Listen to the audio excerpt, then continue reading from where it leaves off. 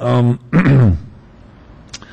tonight I'm thrilled that Professor Bill Tobin and the team of students are going to make a presentation on voter participation. This is the second year we've done this, and basically what we've done is we've brought together, along with Building Community Bridges, students from the three high schools in the town of Rhinebeck, Portchester, and Blind Brook. And they're working together on a very high-quality education project promoted by Professor Bill Tobin from Duke University. So I don't know who's going to kick it off, the presentation for us. Professor Tobin, do you want to just come up and just say a couple words first and introduce the project, and then we'll have move forward with it? So this is a project that was inspired by seminars that I taught at Duke University on research methods.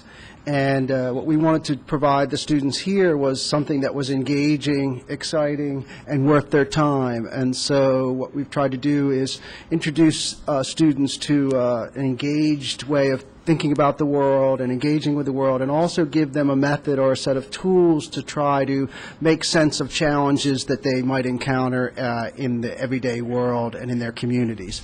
And so I'm really impressed with the work they've done, the tenacity that they've approached it, and I'm also always amazed by the kinds of products that come out of inclusive and diverse learning environments and learning communities. So I'm going to stop there and let them take over. One other thing, I'd also like to thank the League of Women Voters and Debbie Reisner, who participated in the project this year, since it has to do with voting participation. They were a tremendous help, and it was really nice having them on board for their project. So I want to thank Debbie Reisner. Mr. Tobin, Dr. Tobin, we'll turn over to you and your team.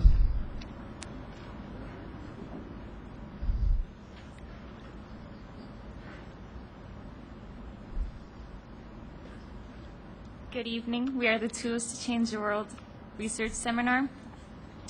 This research seminar has brought together Blind Brook, Rhinebeck, and Portchester High School students who together have created a research project about an issue occurring in our community.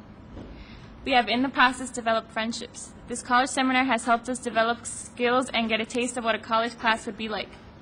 Dr. William A. Tobin was a wonderful professor. While working on this research project, he made it quite interesting, and he was really social with us. We have also had the pleasure of working with other adults, such as Mr. Jack Sakara, Mrs. Debbie Reisner, and Mr. Thomas.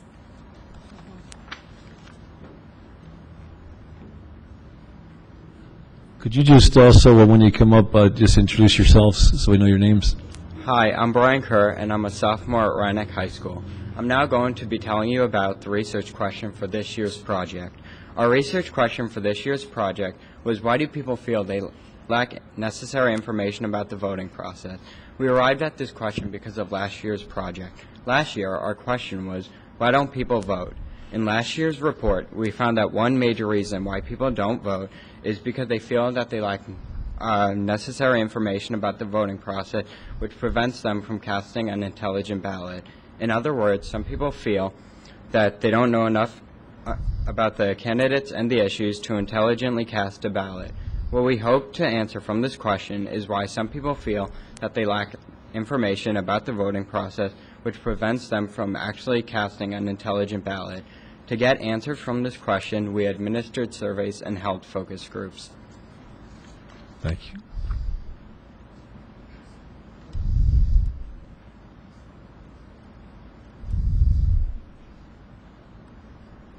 Good evening. My name is Astrid Vargas. I'm a sophomore at Portchester High School. I will be speaking of our methods with the survey. In order to create the survey, we used our research question. We analyzed it. We also used last year's survey. People in the survey group went and stood in front of Kohl's in Portchester in order to conduct the survey. People also took surveys to give to people that they knew all over the town of Rye. People also gave it to town residents at their schools. We also faced many difficulties. One difficulty was the cold weather. When I was conducting the survey, along with other people on the survey group, it was really cold in front of Kohl's. We also got many rejections. People didn't really want to take our survey. The time to analyze our results came. We did so with Dr. Tobin and our group. We discussed info obtained and analyzed all and specific questions of the survey. In the end, those are our methods for creating, administering, and analyzing the survey. We got results that were quite surprising. Thank you.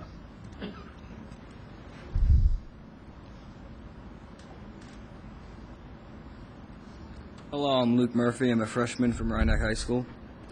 Like Astrid said before me, the survey group was a way for us to get data about voting. We used the focus group to get more at feelings and emotions because we felt that there was an emotional piece that determined voter education and habits, and it was an effective method to answer our research question. I myself facilitated one of the focus groups, and I saw people get angry, excited, and annoyed, and it was an eye-opening experience to see how people felt about voting. We conducted 2 focus groups for our research, and we used them to get to the emotional side of the issue. We gave the participants questions and prompts and to try and find out how they felt. The focus group was a great way to complement the data that we got out of the survey and to better understand it to answer our research question. One of the difficulties that we did encounter was attempting to get a full and unbiased group of participants for each focus group because we wanted to have a widespread demographic so none of our information would be slanted, and that was one of the challenges we faced. Thank you, Mr. Murphy.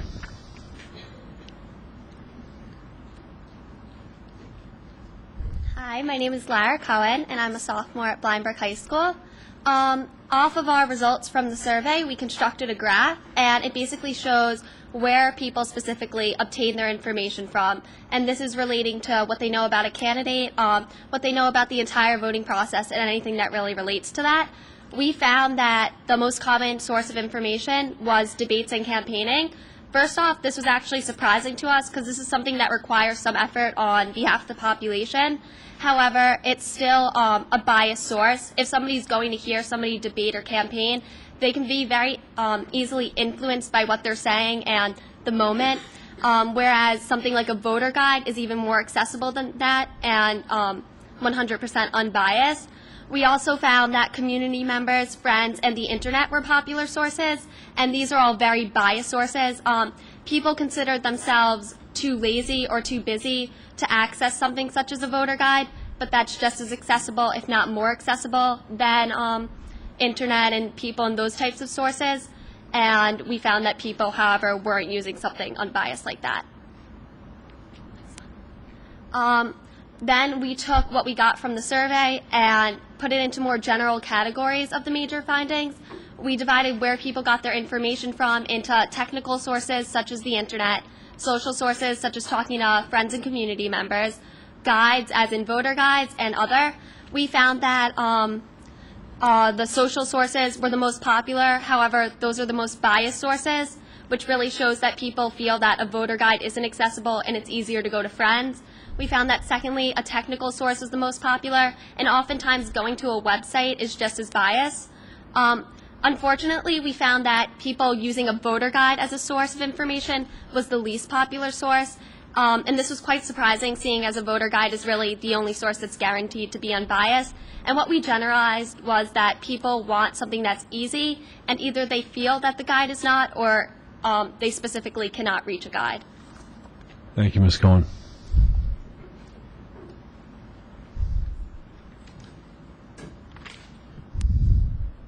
Hi, my name is Eric Brett. I'm a senior at Blindbrook High School. I'm here to discuss the overarching findings that we found in our project. First, the majority of data that we received was from friends or family. Not only did we ask these people to do the surveys for us, we also asked them to participate in our focus group sessions.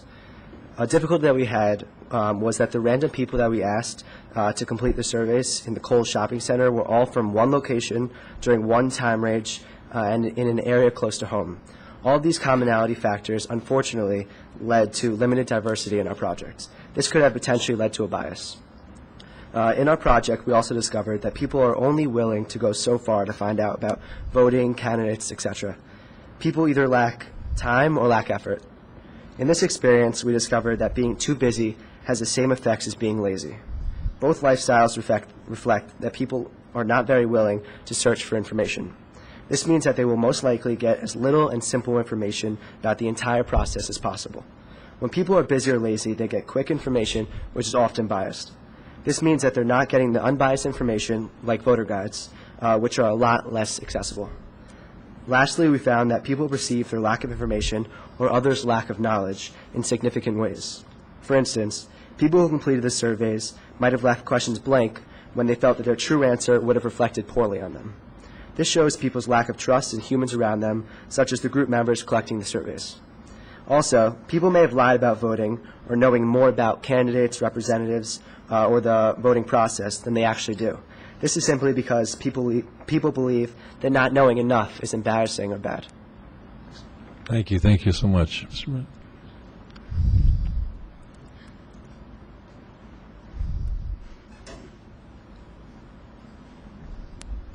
Hi, my name is Annabelle Gutterman, and I'm a freshman at Rhinebeck High School, and I'm going to be talking about policy recommendations. But before I begin talking about them, I want to talk about the challenges that we faced in making the policy recommendations. Thinking about policy recommendations is difficult precisely because our findings revealed certain behaviors, such as how much time people devote to educating themselves and where they obtain their information. It's so habitual that it's hard to change people's mindsets on the situations. So the policy recommendations that we found were that community forums about the issues and about the voting process. These forums would be held in community buildings such as the library or at community association buildings, for example, venues that are accessible to a broad spectrum of the community. These forums would bring attention to the important issues that people care about. Another thing that we thought would be important would be a timed agenda. This is because if more than one issue at the forum is being discussed, then it would be a good idea to have timed agendas for those forums. This would be helpful for people because they could hear about the issue that they want to hear about without having to stay for the entire forum.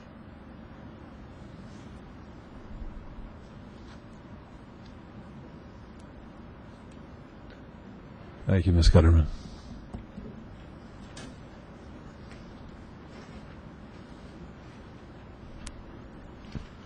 Hi, my name is Mark Vavalitsa, and I'm a senior at Blindbrook High School.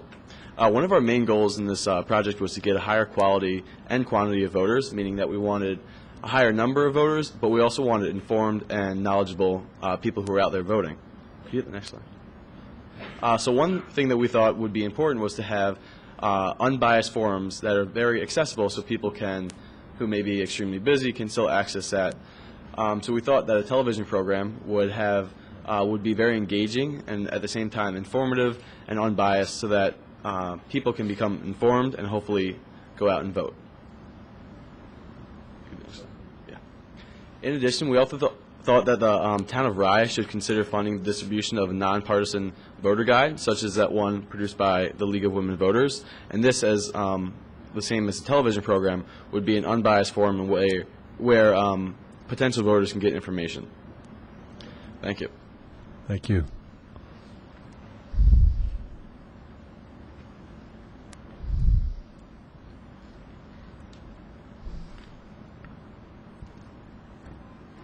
My name is Sage Reisner, and I'm a junior at Rhinebeck High School. We'd first like to thank Dr. Bill Tobin for teaching us so much about new ways to think, asking new questions, and creating new knowledge, not to mention all his efforts from flying from North Carolina to here to bring us all together and learn from each other. We'd like to thank the school districts of Blindbrook, Portchester, and Rhinebeck, and administrators Dr. Ferraro, Dr. Feit, Dr. Combs, and Mrs. Healy for supporting this project. A special thanks to Rhinebeck Schools for hosting our course.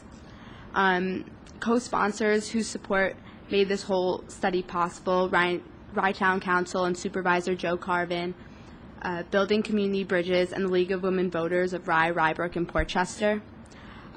We'd like to thank Greg Arcaro from the town of Rye for all his logistical coordinations, and leaders from our community who came in to talk with us, Rye Town Supervisor Joe Carvin, Portchester Mayor Dennis Pilla, and League of Women Voters of New York State Director of Youth Programming, Judy Gorenstein. We'd like to open up any questions that you have for us about our project now. That's wonderful. I can't thank you enough. I was wondering if it doesn't make sense for all the participants in the course to come up to the front of the room. I'd also like to take this opportunity to thank the principals. Principal Combs from Portchester, Principal Healy from Bryan Brook, Principal Ferraro from Rye Neck, and then also Valerie Fife from Rye Neck. One of the things we want to do at the town is improve municipal school relations. I think we're losing Dr. Tobin in the back there. He got some big boys. But I want to thank the principals because this program wouldn't have been possible without them. And then just before the final thanks for Jack Sakara, who spent an awful lot of time and effort on this project as well, and supported by the people at the town.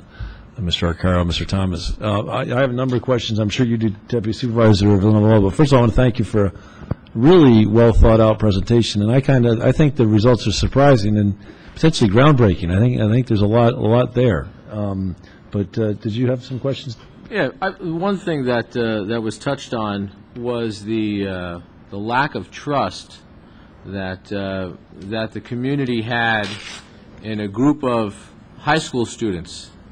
So if you can't trust a group of these young students here that are looking to looking to better the process and to create a better community through awareness, how are they going to trust elected officials? How are they going to trust the process?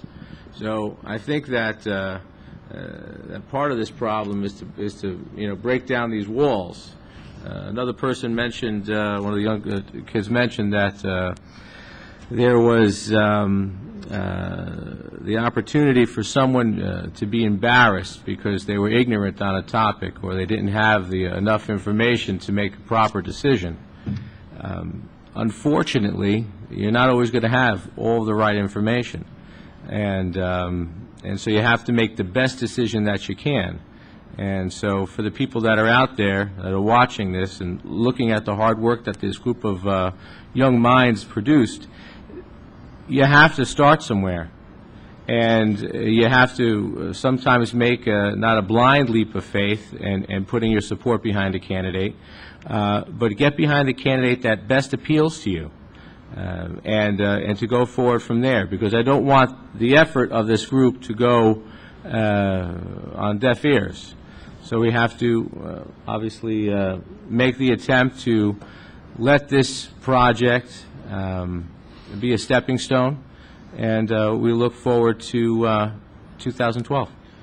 I have some, thank you, Deputy Supervisor. I have some questions.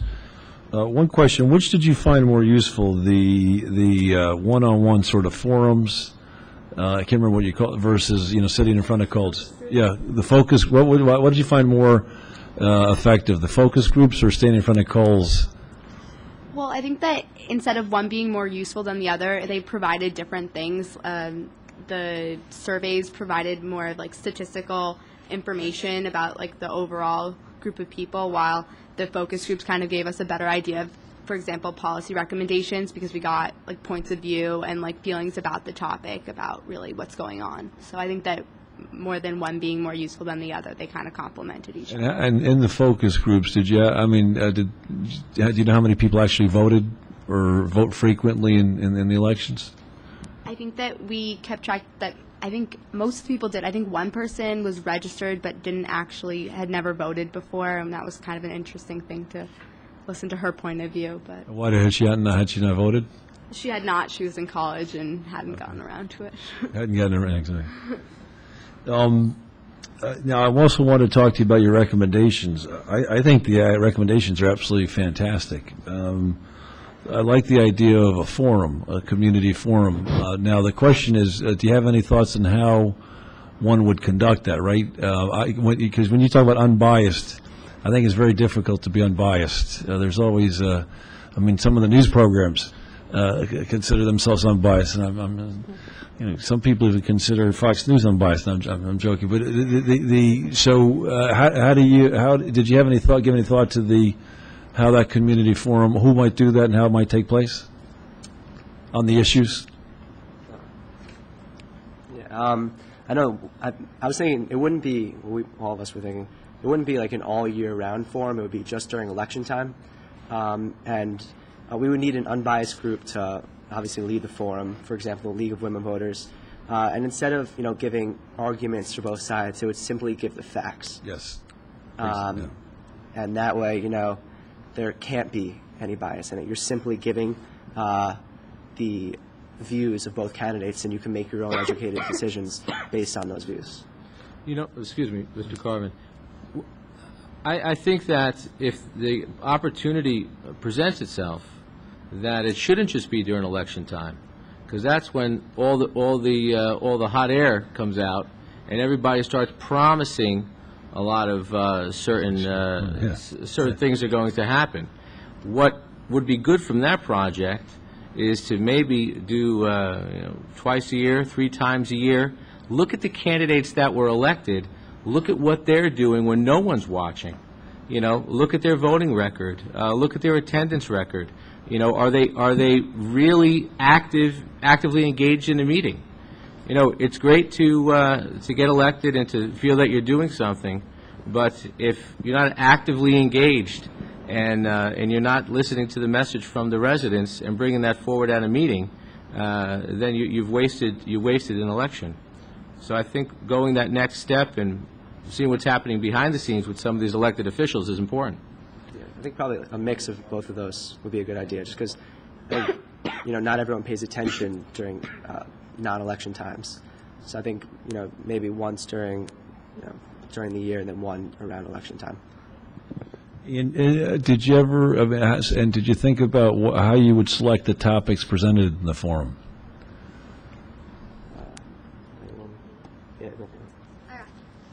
In regards to what would be discussed in the forums, I think the main goal of this project in general was kind of to see where people are lacking information, and clearly from the graphs they are. So I think it would be on more, obviously, to keep it unbiased, just basic government issues, things that people are bringing up throughout with their government and nationwide as well, and just things that really call attention across the nation and that you often see bias with. It'd be a good place to bring up those same issues but without a bias. Interesting. And the TV program you mentioned, do you have any thought what that would look like? Yeah, Professor, let him have it. I can do it. Well, I think that the forums kind of would be a basis for what we would do with this proposal of a TV show. But I think that the basis of all of these different programs is to promote unbiased information. So whether it's like with a forum on TV or anything, it would just be kind of the same kind of information, I think. I know the League is, in BCB we've talked about this as well, just civil discourse as well. I think there's an effort, what's the constitutional, Debbie, what's the Constitution? Right, the Constitution Center of Philadelphia, just in terms of civil discourse, I think it's nice to see that genuine integrity and aspiration from the students. Let's get the issues in front of the people and let the people make a decision. And part of that, clearly, civil discourse. I'm not as confident as we can generate unbiased, but at the very minimum, you can have a civil discourse and people may clear their bias. But what I'd like to invite. We at the town want to make, we're celebrating 350 years. We'd like our community to be a model American community. And for me, at least in my conception, the model American community where people put forward their ideas and if you will, in some way of a dispassionate way, and have an exchange of ideas. And again, as you suggest, let informed voters make a decision as to which way they'd like to take their community forward. What I'd like to do is issue an invitation to the participants in the group. The town is happy to sponsor these forums with the independent groups if the League of Women Voters was interested. I'd love to find a way to sponsor these community forums. Love to find a way to get a TV program.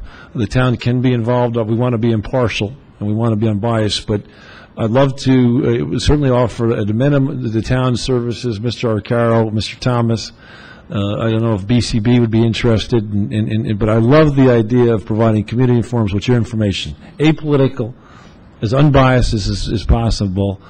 Forums, what are the issues confronting our community? And that's why I was asking, how do you generate the forum? What are the 3 or 4 or 5 issues? And one follow-up to this might be, and the town is happy to work with the students in the committee, what are the issues confronting our community? How do we generate one of these first community forums? Maybe do the first one off election cycle, because it gets very heated in the political cycle. But if the students are interested, and I know Professor Tobin has I would love to follow up and really, execute on these wonderful ideas you suggested. So if any of the students, are interested, the town is happy, and then we obviously sit down with the league and BCB and see if there's a way for us to, create these community forums. Again, what a wonderful way to create something very new if we can do that in the TV program. So certainly have my full commitment to work with the students and find funding to take this project forward and execute, on the recommendations you've put forward. Let me just ask the audience, the public here, I see Mayor Logan, people in the audience. Does anybody in the audience have any questions for the group here? I don't have any questions, but I would have appreciated this group of very smart young people here coming forward with this type of thing back when I ran for office, because sometimes these things can get very heated, and you tend to say things that you don't really mean, and really all you want to do is do a good job and get some things done. But this situation you have here is fantastic, and I hope it doesn't disappear, because have some of your other classmates come on into it and keep it up. It's very nice what you're doing. Wonderful. Well, listen, I can't thank you all enough for your participation. Greg, is Greg here today? Greg or Dave Thomas, would you guys, anybody who wants to participate, and please coordinate with Dave Thomas, and we'll coordinate with Jack Sakara and Bill Tobin. We'll send out an email, and people want to participate in creating and executing on your recommendations. We'd love to do it. But thank you so much. What a wonderful. Another great job. Thank you.